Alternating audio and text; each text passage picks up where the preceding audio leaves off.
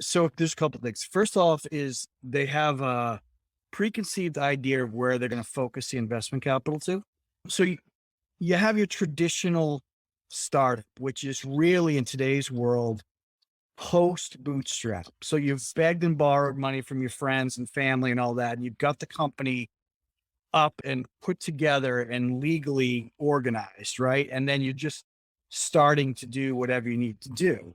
And then you go into what we call startups, which is really the first round in either private investment money or semi-institutional money. Like there are funds that exist for investing just in startups, et cetera.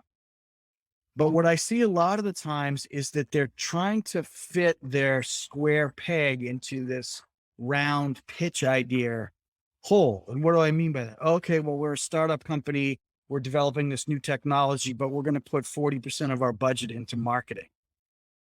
Well, what? You don't even know if the thing works. You're worried about who you're going to sell it to. You need to understand the market is who you're going to sell it to, but you need to fail quiet.